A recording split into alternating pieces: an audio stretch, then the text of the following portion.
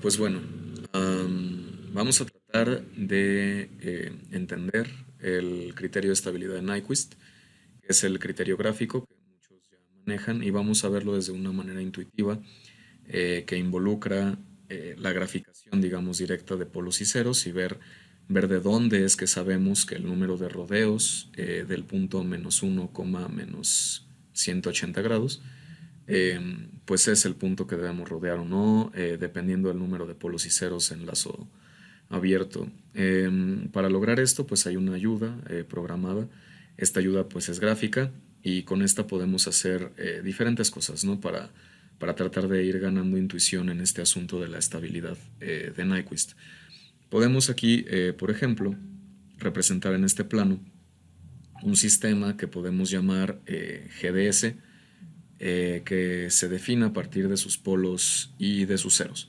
Entonces, de este lado, bueno, vamos a poner un sistema, independientemente de si es un sistema real o no, pues lo podemos definir a través de polos y ceros y pues obtenemos una descripción, un locus de lo que es el sistema, teniendo los polos como cruces rojas y los ceros como círculos azules.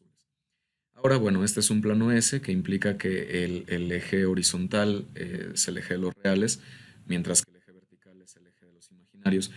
Y nosotros podemos aquí, así como lo indica la herramienta, dibujar un camino.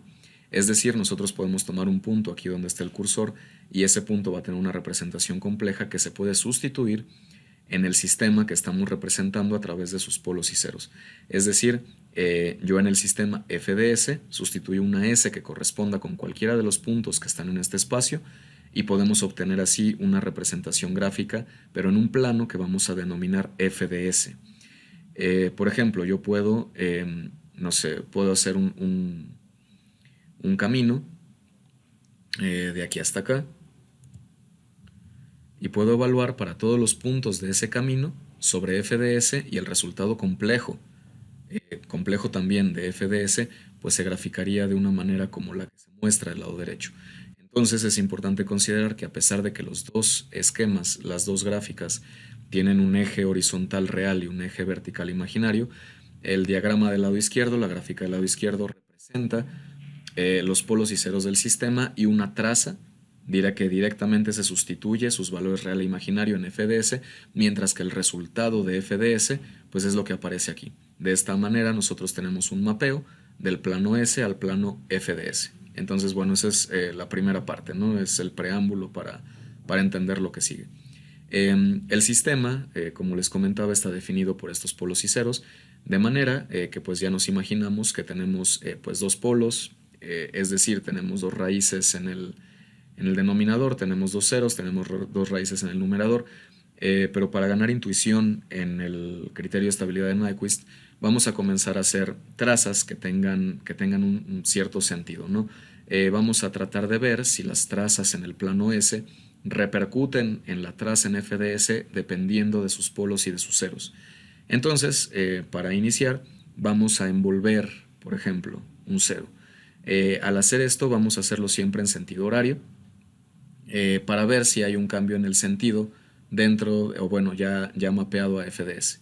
Entonces, voy a usar algunos comandos que no aparecen en la pantalla, pero que de cualquier manera, una vez que se anime la gráfica va a ser muy claro, ¿no? Entonces ya definí mi traza.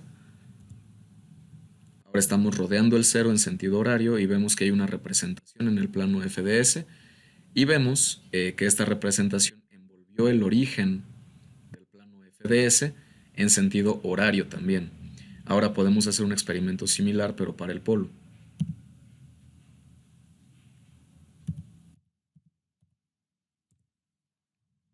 Estamos envolviendo en sentido horario el polo y vemos que ahora envolvimos el origen en sentido antihorario.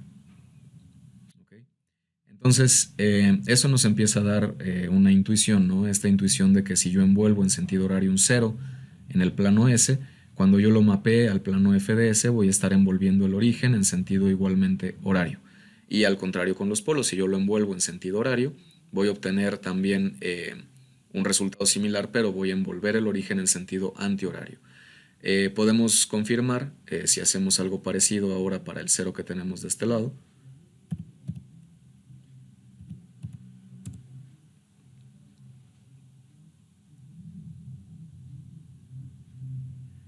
y vemos como una vez más envolvemos el origen en sentido horario.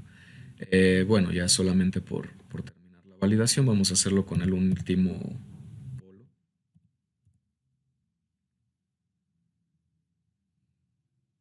Y veremos entonces que envolvemos una vez más el origen en sentido antihorario. Es importante notar que las trayectorias que yo estoy trazando no son estrictamente cuadradas ni rectangulares ni tienen propiedades específicas. Incluso, por ejemplo, vamos a intentar algo pues mayormente arbitrario y veremos que estamos envolviendo al cero en sentido horario y que el resultado en el plano FDS, pues a pesar de continuar con la misma arbitrariedad que comentaba, de todos modos envuelve al origen en sentido horario. Si hiciéramos algo similar con alguno de los polos, concentrándonos en que esto sea en dirección horaria,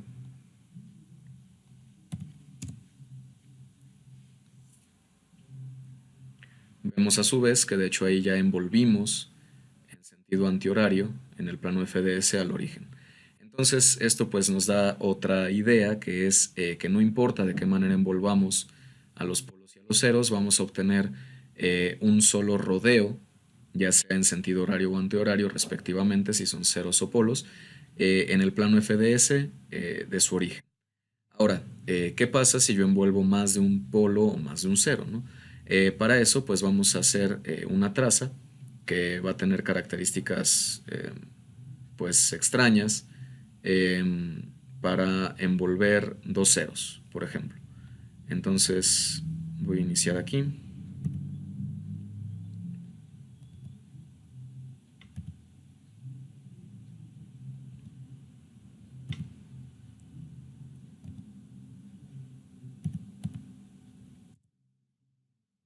Estoy envolviendo en sentido horario dos ceros y veo que ahí ya envolví una vez en sentido horario al cero y ahora regreso y lo envuelvo una vez más en sentido horario.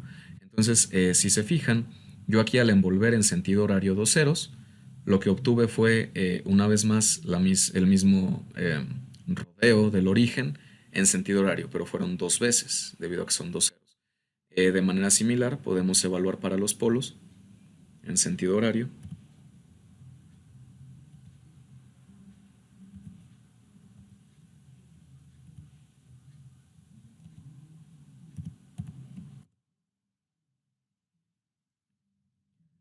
Ahí ya lo pasamos una vez en sentido antihorario, ahí se cierra.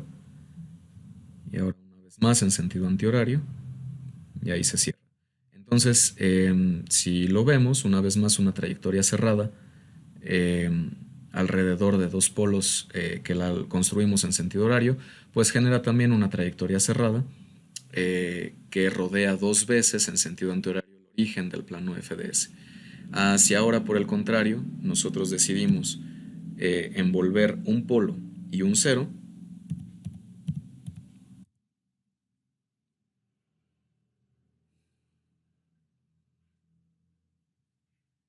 vemos que el mapeo en FDS, pues en realidad esta trayectoria no rodea el origen.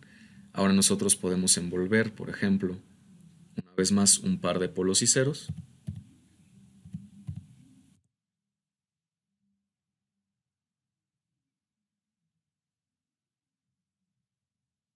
Y vemos que una vez más la trayectoria queda afuera del origen. Sin embargo, si nosotros, por ejemplo, envolvemos, vamos a suponer, dos polos y un cero,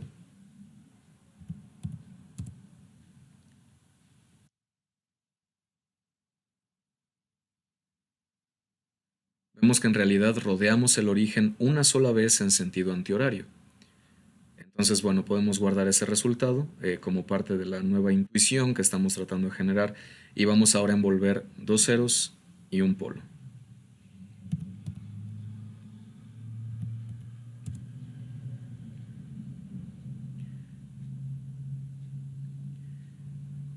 Y de pronto notamos que envolvimos al origen una sola vez en sentido horario.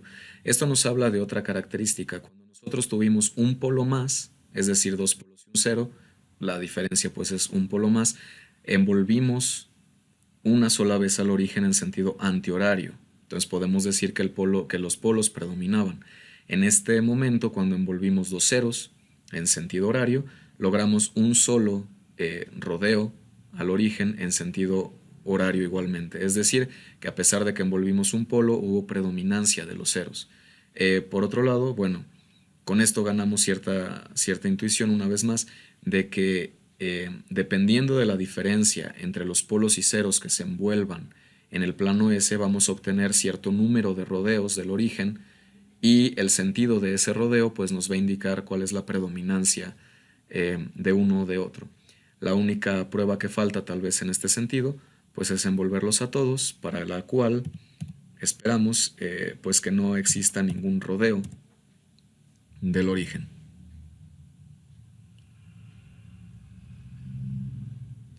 Y efectivamente el origen permanece fuera del rodeo que logramos. Y bueno, con objeto de completar esta prueba, pues nos hará falta eh, poner un sistema un poco diferente para hablar sobre la multiplicidad de los polos y los ceros. Vamos una vez más, no sé, voy a colocar ahora un polo complejo. Ahora un cero. Entonces, pues tenemos una función de transferencia muchísimo más compleja, una función bastante más compleja, pero podemos usar lo mismo que teníamos anteriormente en el sistema que se veía, pues un poco más simple, ¿no? Vamos a rodearlos a todos y en este caso el número de polos y ceros incluso considera la multiplicidad de estos, es decir, que en este caso yo tengo un polo más, por lo tanto espero un rodeo antihorario del origen y bueno, ese rodeo pues ya ocurrió. Por otro lado, si yo por ejemplo me concentro únicamente en los dos ceros que se encuentran en el centro,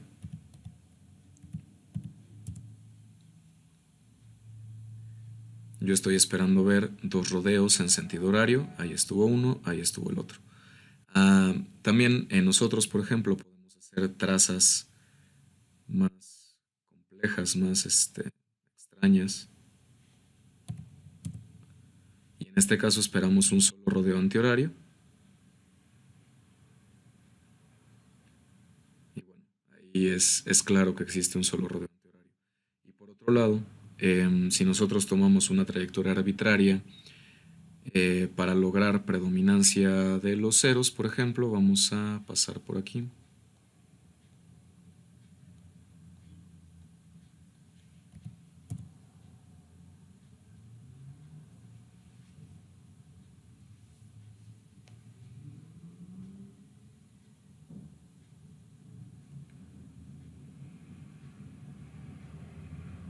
Tal vez aquí ya no fue tan fácil de ver, pero en realidad el rodeo existió en esta pequeña zona y una vez más es un solo rodeo horario del origen en FDS.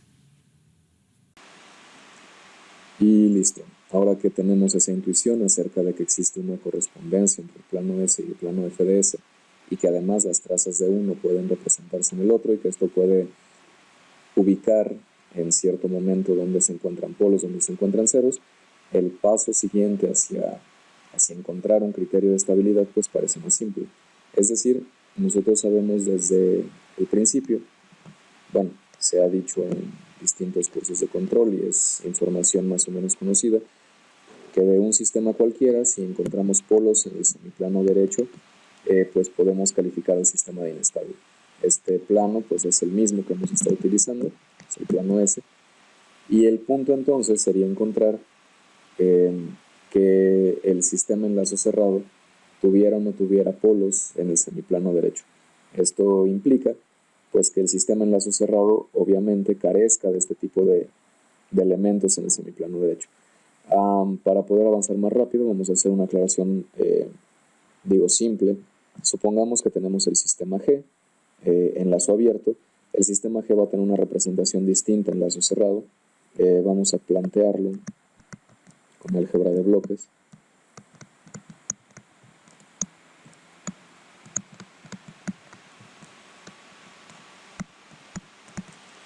Tiene retroalimentación negativa, vamos a nombrar esta señal como R, esta como E y esta como Y. Y podemos describir este sistema a través de dos ecuaciones bastante sencillas.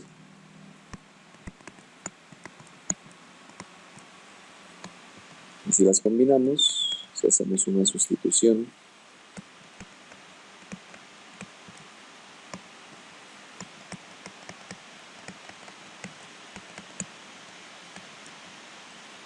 por lo tanto lo podemos plantear como una función de transferencia.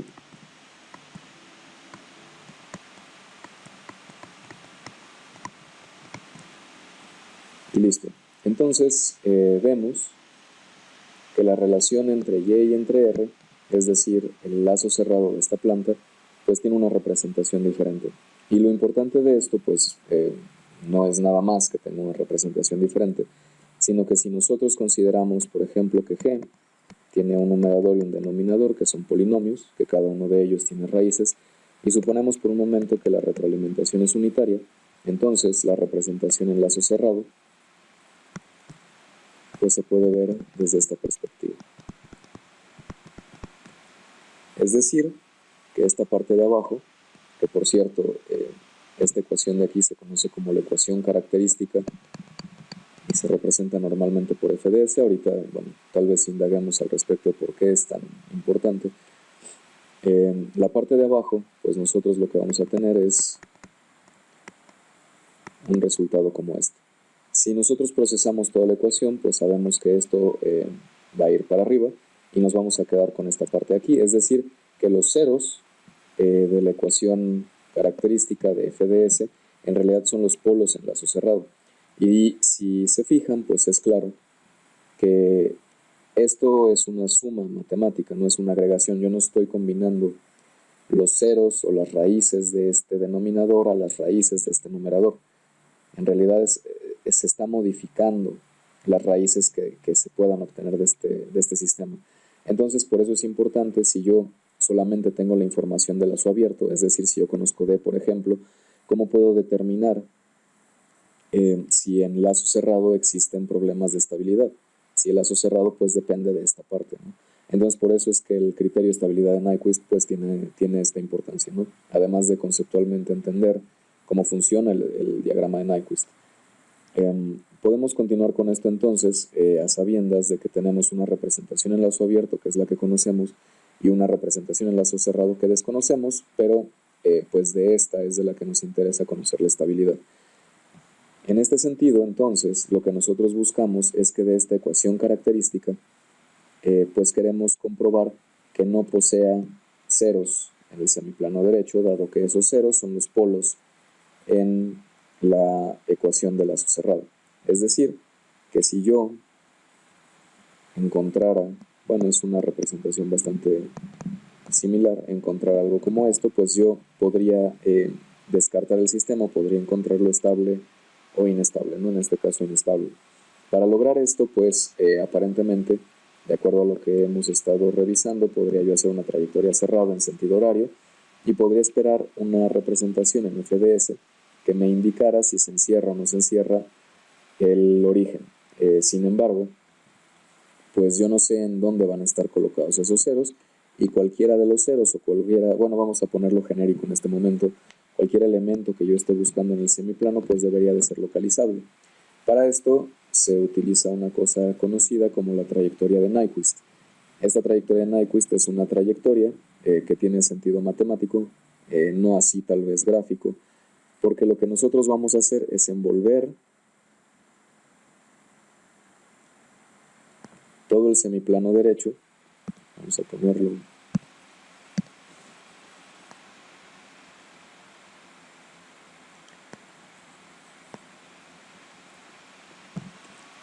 y vamos a poner flechas que indiquen justo el sentido horario de esta trayectoria. Entonces, otra aclaración aquí importante es que el radio de esta trayectoria tiene magnitud infinita. Esto, bueno, pues claramente logra contener cualquier elemento, cualquier polo o cualquier cero que se encuentre en el semiplano derecho y excluir efectivamente cualquiera que se encuentre en el lado izquierdo. Aquí habría que hacer una aclaración. Es tal vez obvio que teniendo una magnitud infinita no vamos a tocar ninguna singularidad. Sin embargo, Hay sistemas que sí poseen, no sé, por ejemplo, aquí una pareja de polos, ¿no? Si nosotros hacemos la evaluación justo en la singularidad, pues la respuesta no va a ser adecuada. Entonces, esta primera parte del criterio de estabilidad de Nyquist en realidad considera sistemas que no tengan ni polos ni ceros en el eje imaginario. Pero bueno, a excepción de eso, pues funciona bien para otros sistemas, ¿no? Hay otra restricción con respecto a retrasos temporales, pero bueno, eso también es, se ha extendido el criterio para esos casos. En este sentido, lo que nosotros también debemos confirmar es que lo que nosotros estaremos analizando entonces son los polos y ceros de FDS. Por lo tanto, tenemos que garantizar que cuando nosotros hagamos el límite, cuando S tiende a infinito de FDS, lo que nosotros vamos a obtener es una constante. ¿Esto por qué? Pues porque nosotros lo que queremos hacer en este caso, o lo que podemos intuir a partir de esta situación, es que toda esta trayectoria, toda la parte circular de la trayectoria, pues tiene esa magnitud infinita que estoy planteando en este lado. Eso quiere decir que cuando transcurra esa trayectoria, si yo tengo esto constante, no va a haber ningún movimiento, no va a haber ninguna variación en el mapeo que yo esté haciendo en el plano FDS. Recuerden que este es el plano S. Entonces, en realidad, de toda esta trayectoria de Nyquist, lo único que nos importa, o lo único que aún tiene sentido, pues es esta parte de aquí. Es decir, lo que va desde menos j infinito hasta j infinito. Y si nosotros hacemos un mapeo a FDS, es decir, vamos a evaluar f de j omega, y lo vamos a evaluar desde menos infinito hasta infinito, entonces esto de aquí pues es un diagrama de Nyquist tradicional. Ahora, nosotros ya sabemos que para una trayectoria cerrada, que en este caso, bueno, sigue estando cerrada a pesar de que decidimos omitir la parte circular, pero bueno, por la implicación que tenemos de este lado, sabemos que como está en sentido horario, pues nosotros cuando detectemos un cero o un polo, pues sabremos también cuál es el efecto, ¿no? Vamos a saber si se envuelve el origen, en este caso en sentido horario si hay un cero, en sentido antihorario si hay un polo. Y hay aquí una aclaración que vale la pena hacer al respecto de la ecuación característica. Y aquí es momento para hacer una aclaración necesaria igualmente. Nosotros en este momento estamos hablando de la ecuación característica, que en este caso es 1. Y esto lo podemos entender como una suma vectorial. Es decir, que si nosotros tenemos nuevamente un plano S y graficamos, no sé, suponiendo una forma que represente precisamente f de s, para nosotros encontrar solamente la parte de la función en lazo abierto, si nosotros quisiéramos hacer esa transportación, lo único que tendríamos que hacer sería restar este vector. Ese vector es un 1 real, quiere decir, ese 1 real está para acá. Si lo quisiéramos restar tendríamos que ir para acá. Por lo tanto, el plano S resultante pues sería una traslación más o menos así. ¿Esto qué implica? Nosotros hasta este momento habíamos estado graficando y estábamos interpretando a partir de trayectorias que iban alrededor del origen en el plano S, o bueno, en este caso para el plano FDS, y por eso se representa aquí FDS, y por eso nos importaba envolver en el origen. Sin embargo, si nosotros de alguna manera decidimos sustraer la parte vectorial que sobra o que resta de la ecuación en lazo abierto, de la ecuación característica, lo que vemos es que ahora, igualmente como trasladamos la trayectoria, pues ahora también trasladamos el punto que estamos envolviendo. Es decir, lo trasladamos de este lado y de aquí obtenemos un menos 1 real. Es decir, un menos 1 más J0, o como aparece en algunos lados, un 1 en magnitud con 180 grados. Esto lo que implica es que de todo lo que hemos dicho al respecto de las trayectorias que se representan en el plano FDS, podemos encontrar que existe un equivalente, que en este caso no hace falta tomar la ecuación característica completa, sino solamente la función de transferencia a lazo abierto. Si nosotros nos concentramos en lugar de envolver el origen, envolver el punto menos 1 más J0. En este sentido, si nosotros combinamos tanto la trayectoria de Nyquist, que es esto que se mostraba justo aquí, y entendemos que en realidad la misma intuición que ganamos hace un momento aplica envolviendo el punto -1, si nosotros tenemos solamente conocimiento del sistema enlazo abierto, podemos entonces construir un criterio de estabilidad. Esto es, si nosotros envolvemos el punto -1 en sentido horario, pues sabremos que tenemos un polo de f de s. En este sentido, entonces lo único que falta es recordar que para las pruebas que estuvimos haciendo nosotros íbamos a tener cierto número de vueltas y vamos a suponer que estas son vueltas positivas en sentido horario, que en este caso serían igual al número de ceros del sistema menos el número de polos del sistema. Esto lo que implica entonces pues es que si yo encerraba un número de ceros superior a un número de polos, pues iba a tener vueltas, tantas vueltas como ceros extra en sentido horario y bueno, viceversa, ¿no? En este caso, como nosotros ya estamos tomando en cuenta la trayectoria de Nyquist que envuelve todo el semiplano derecho, el resultado que yo tenga puede ser indicio de cuántos ceros existen. Entonces, en este caso a mí me interesa conocer, por un lado, estos ceros. Estos ceros son los ceros en lazo cerrado de la función característica, de la ecuación característica, que se traducen en los polos del lazo cerrado. Es decir, si yo despejo esto de aquí, puedo obtener que z va a ser igual a n, que es positiva para acá, más el número de polos. Y si recordamos esto que teníamos de este lado, tenemos que los polos de la ecuación característica coinciden exactamente con los polos en lazo abierto. Es decir, estos pueden ser los polos de lazo abierto. Estas son las vueltas en sentido horario que hagamos al punto -1 y eso, con eso podemos concluir el número de ceros que tiene la ecuación característica y por lo tanto de polos que tiene el sistema en lazo cerrado. Y bueno, a partir de este punto, la interpretación pues es bastante sencilla. En realidad yo quiero tener ceros de la ecuación característica, es decir, no quiero tener ningún polo en el semiplano derecho en lazo cerrado. Eso implica que si yo tengo ciertos polos en lazo abierto en el semiplano derecho, pues entonces yo necesito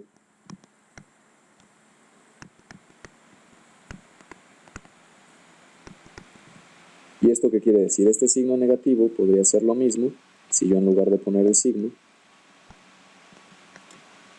considero vueltas hacia el otro lado alrededor de -1. Es decir, que si yo tengo polos en lazo abierto, tengo que tener tantas vueltas como polos en lazo abierto en sentido antihorario alrededor de -1. Recordando, claro, que esta evaluación es directamente el diagrama de Nyquist tradicional. Entonces, yo haciendo un Nyquist y con conocimiento de la cantidad de polos que tengo en lazo abierto, sé que si esta cantidad de polos es diferente de 0, pues yo necesito el mismo número de vueltas antihorario alrededor de -1 para decir que el sistema es estable. Por otro lado, si yo no tengo polos en lazo abierto, eso implica que el número de ceros, es decir, de polos en lazo cerrado, va a depender únicamente de las vueltas en sentido horario que yo tenga alrededor de -1. Y eso implica entonces que si en lazo abierto yo no tengo polos, pues tampoco espero tener ninguna de estas vueltas, de manera que z sea igual a 0.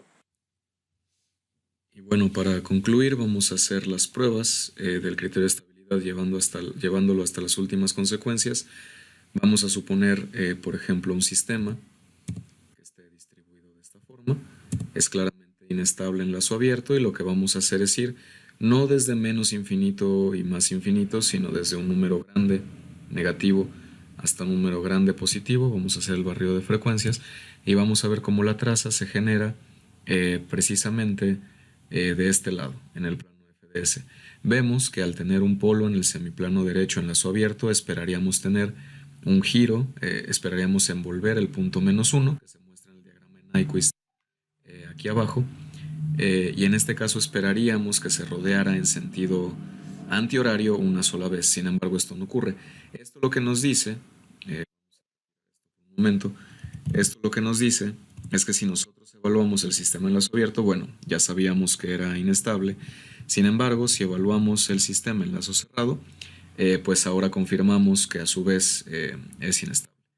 Vamos a hacer la misma prueba para un sistema diferente. Vamos a suponer que su distribución es algo parecido a esto y vamos una vez más a formar una trayectoria para ver qué es lo que sucede.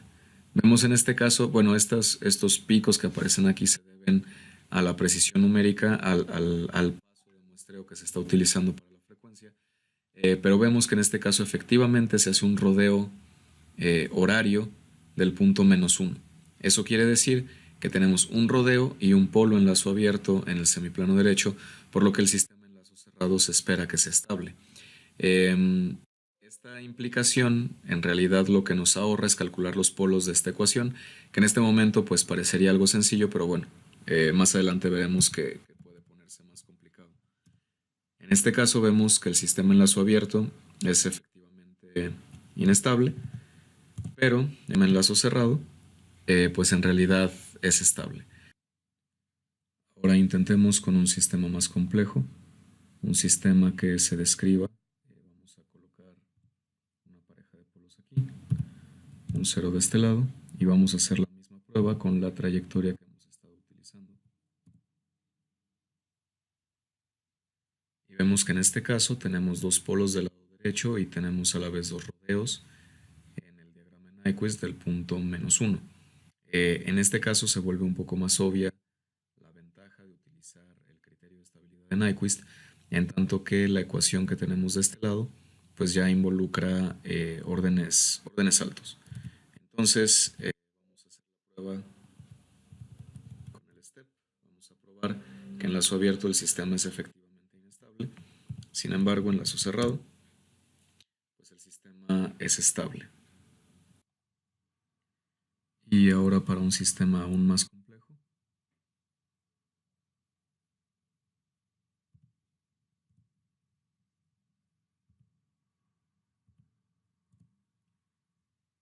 vamos a utilizar la misma trayectoria.